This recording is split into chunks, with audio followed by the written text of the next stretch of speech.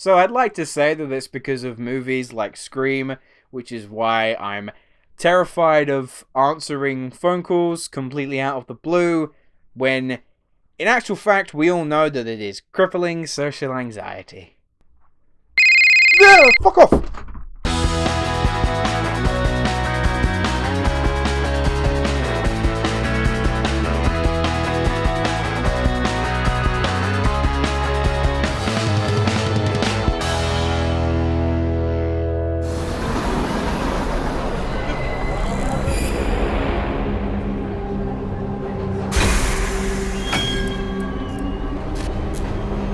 Guys? Hello, audience. Thank you for tuning in to the newest slice of Luke's reviews.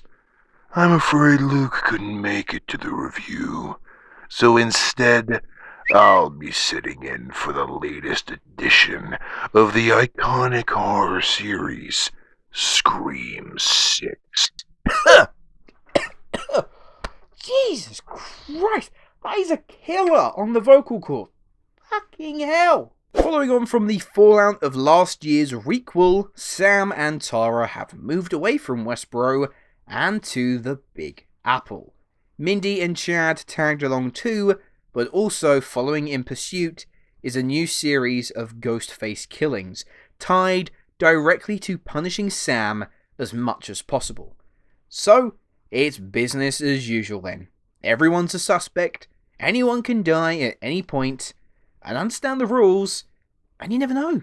You might just make it out alive. Last year's Scream 5, or Scream, I guess as it's called as well, was a much needed dose of adrenaline to a franchise that, look, if I'm being completely honest, is yet to deliver a bad film. Obviously, there are some that are better than the others, but look, it has a very, very consistent batting average. So I am pleased to confirm that said batting average remains as strong as ever, because the Radio Silence lads have done it yet again. Without a doubt, taking the action out of Woodsboro and resituating it into New York was the best call that this series could probably make. Not only did it allow for a refreshing change of scenery, but it also gave us the opportunity for innovative and unique set pieces. There was a really tense confrontation inside a bodega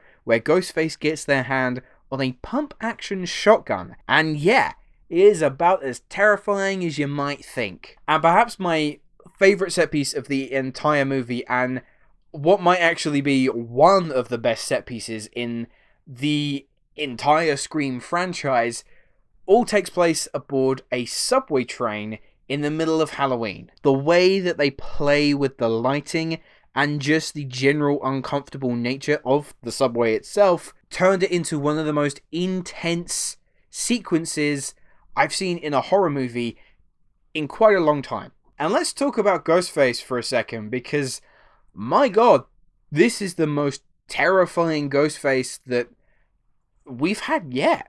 The sense of physical intimidation and sheer unstoppable nature really give the Ghostface presence a terrifying edge to it. This honestly marks the first time when watching a Scream movie that I have actually been scared. Cutting to my negatives though, I've got to be honest, in terms of the reveal of who Ghostface is. Now, before you start panicking, this is a spoiler-free review. The secret is safe here. However, doubling back, it's a bit anticlimactic. Particularly because I felt like they went with a somewhat safe and simple option, which in turn made it predictable.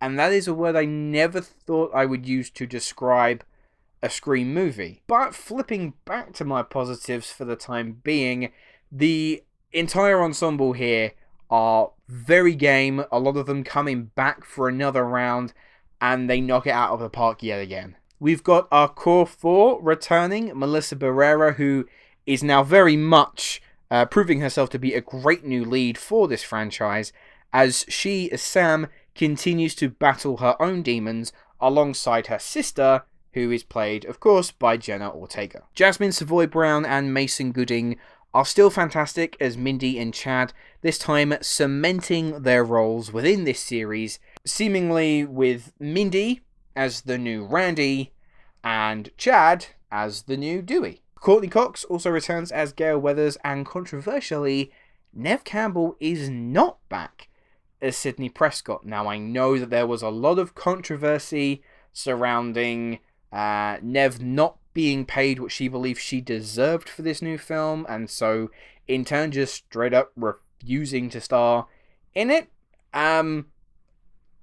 Ultimately, I don't think she was ever really going to be needed in this film. At least in terms of how the story played out, there's no space for her. In my eyes, at least, Scream 5 served as a passing of the torch. If they want to bring Sydney back, cool. I look forward to seeing how they can do it. But in this immediate story that they're telling, she's not needed. And so that kind of is the same viewpoint that I have with Gail. Yeah, it's great to see her.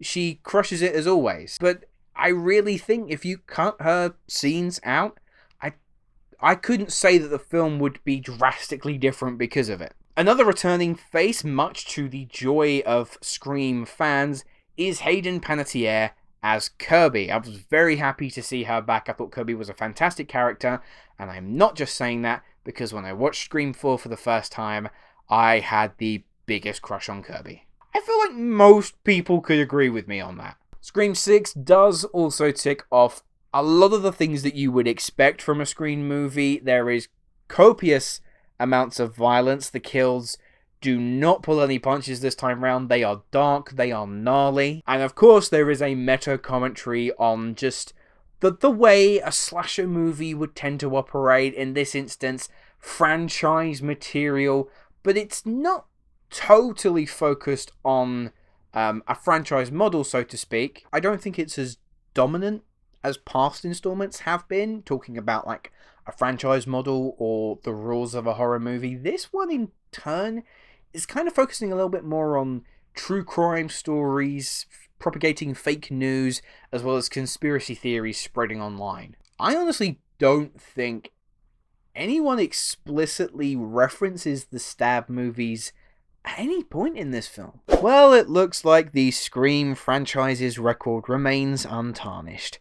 It's 6 movies deep, and it still remains as thrilling, as violent, and as entertaining as ever. Our new heroes really prove they can now carry this series without the need of legacy faces popping up, and the same goes for directors Matt Bettinelli-Olpin and Tyler Gillett.